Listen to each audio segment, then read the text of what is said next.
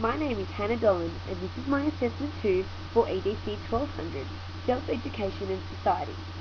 The question being put forth in this assessment is, how might education mediate difference and dominance? I will be discussing the wearing of the burqa within Australian society to further understand this topic. Australia is the product of a unique blend of traditions and new influences.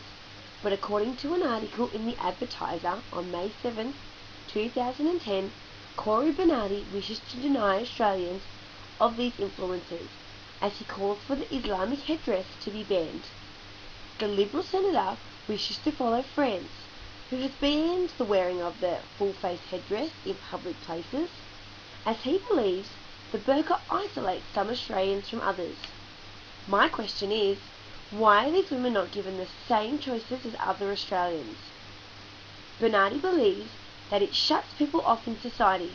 It sets different rules for different people, and at the very least, we can expect that people will be able to see other people's faces in this country.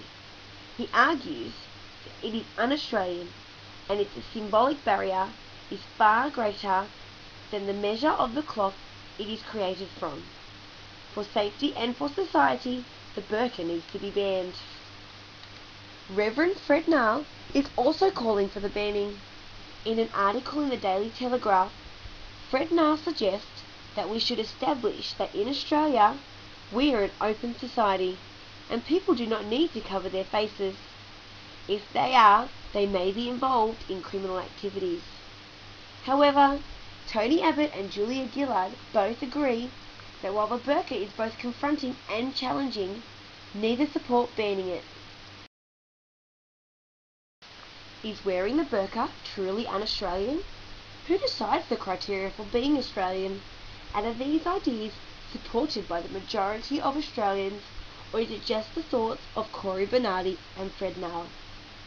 According to the question posed on Yahoo 7, some believe the burqa should be banned as it does not respect the Australian culture, while others think that religion has no connection to culture within Australia, and people are free to make their own choices about their religion and religious dress. What do you think? It is difficult to define what it is to be Australian.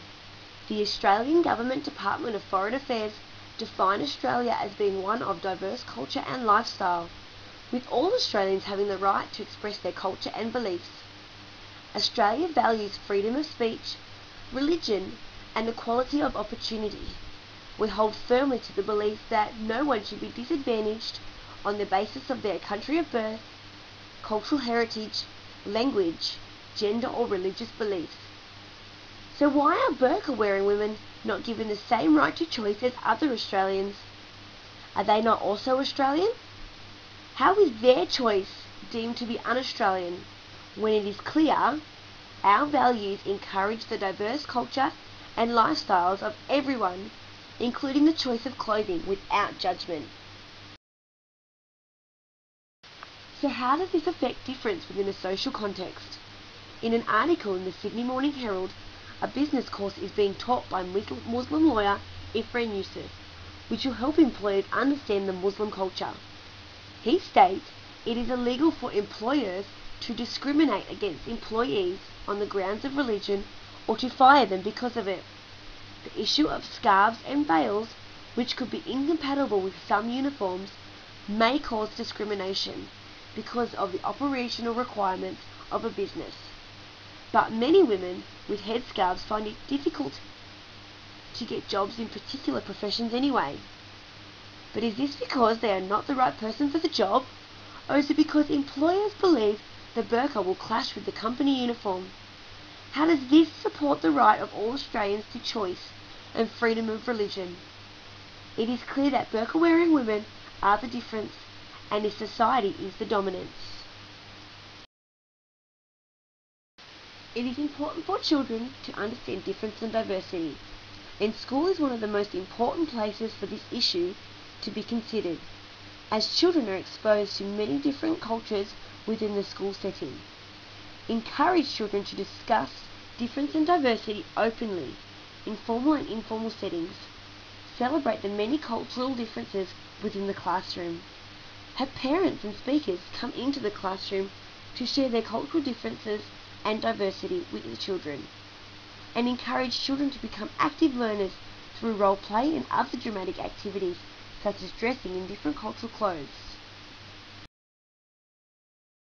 Group time is a great place for children and educators to discuss openly their thoughts and ideas about culture, diversity and identity without judgment.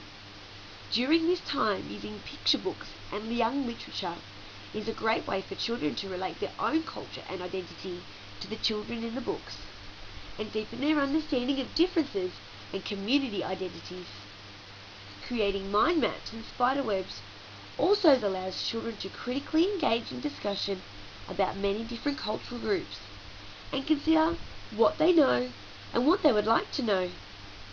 This also allows educators to work to overcome disadvantages of some groups within the classroom and community, and reduce discrimination as children are able to consider others' ideas and deepen their own thoughts. Having dress-up clothes from different cultures within the community and classroom allows children to actively explore the different aspects of the cultural groups. It also encourages children to critically engage in the understanding of the identities of these cultural groups.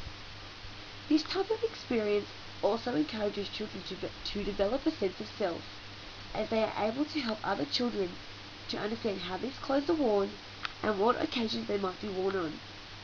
This will also work to reduce the discrimination within the community and classroom, as children are now able to understand the importance of these clothes when they are worn.